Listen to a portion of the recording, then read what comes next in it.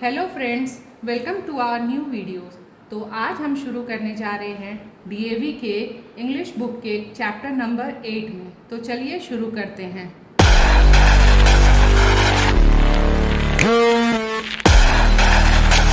The case of the sharp eye jeweller, तेज तरार जौहरी का मामला। तो यहाँ हम पढ़ेंगे Now read the story about a jeweler's assistant who foils an attempt to steal an expensive ring by virtue of his vigilance। तो अब एक जौहरी के सहायक की कहानी पढ़ेंगे जो अपनी सतर्कता के कारण एक महंगी अंगूठी चुराने के प्रयास को विफल कर देता है। First, let me introduce my self. My name is William Morris. I am a very ordinary man, except that I use my eyes and my common sense more than most people do.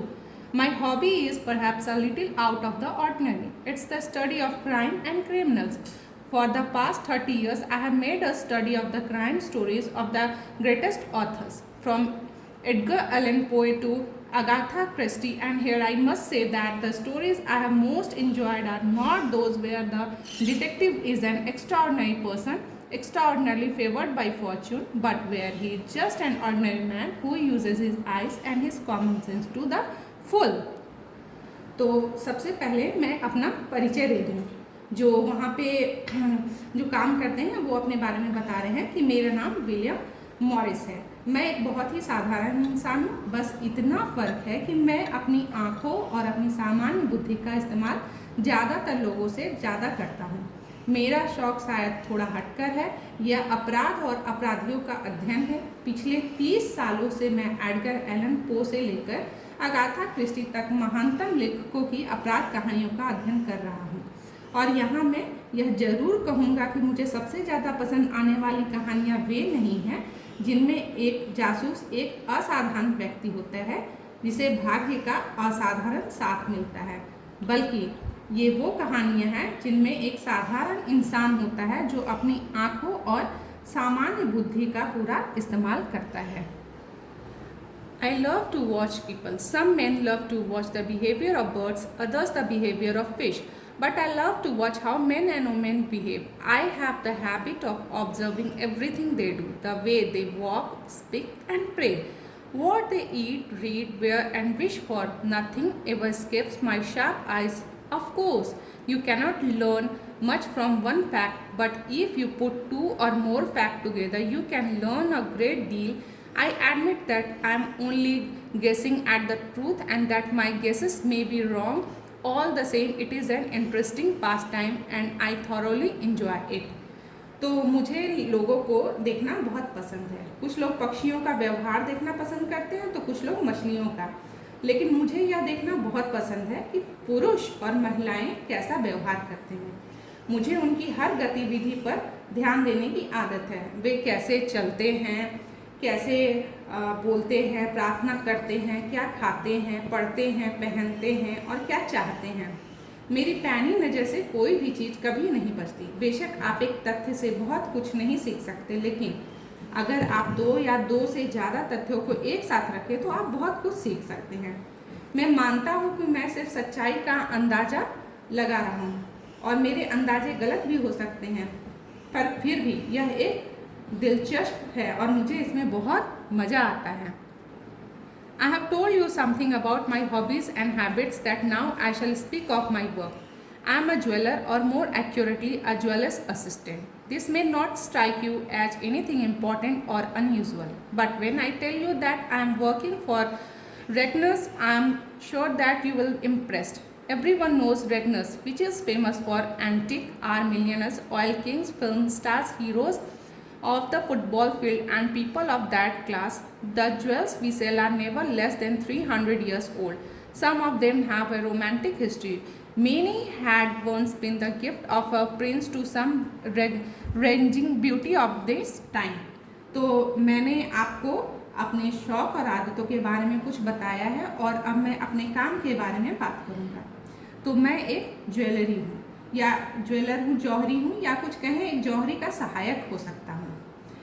हो सकता है आपको यह कोई महत्वपूर्ण या असामान्य बात न लगे, लेकिन जब मैं आपको बताता हूँ कि मैं रेगनियर्स के लिए काम करता हूँ तो मुझे यकीन है आप प्रभावित होंगे। रेगनियर्स को हर कोई जानता है। जो प्राचीन आभूषणों के लिए प्रसिद्ध है, जिन्हें वह केवल बहुत अमीर लोग ही खरीद सकते हैं। हमारे मुख्य ग्राहक करोड़पति, तेल राजा, फिल्म स्टार, फुटबॉल के मैदान के नायक और उस वर्ग के लोग हैं जिनके द्वारा बेचे जाने वाले आभूषण कभी भी 300 साल कम पुराने नहीं होते। उनमें से कुछ का एक रोमांटिक इतिहास है, कई तो किसी भी राजकुमार द्वारा अपने समय की किसी राजसी सुंदरी को उपहार स्वरूप दिए जाते थे।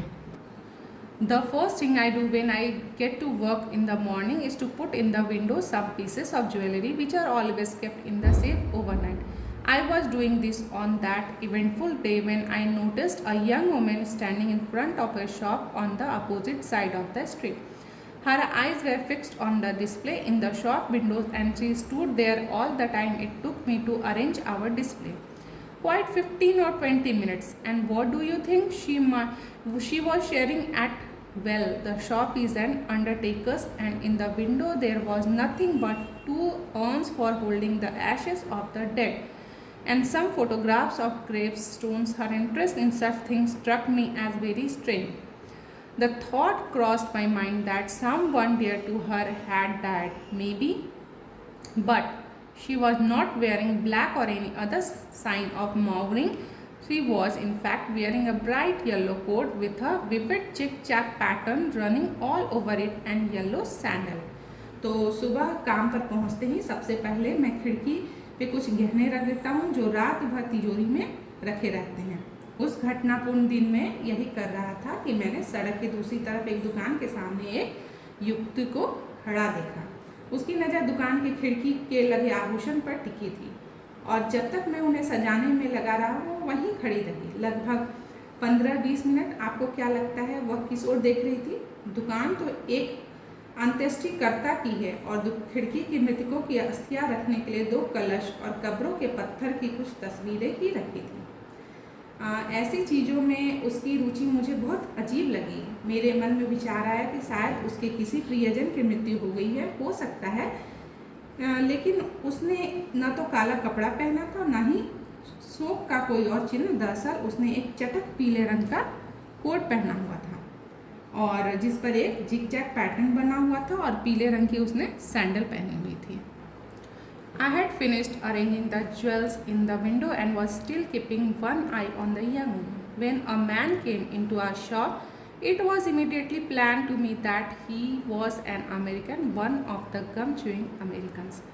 An American is the easiest of all the pick out. There is his haircut, his tie, so many bright colors, and then so often you find him chewing that dreadful chewing gum. He was a big, strongly built man with a red face that showed he drank more than was good for him. His suit was a darkish grey, but his tie was a mixture of exceedingly bright colors. I took him to be about 35 years old.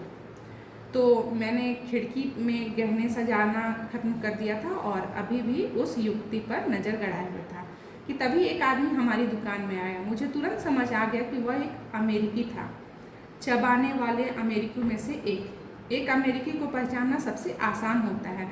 उसके बाल कटे थे, उसकी tie का जो रंग था वो चटक था और फिर आप उसे अक्सर उस भयानक च्युइंगम को चबाते हुए पाते हैं।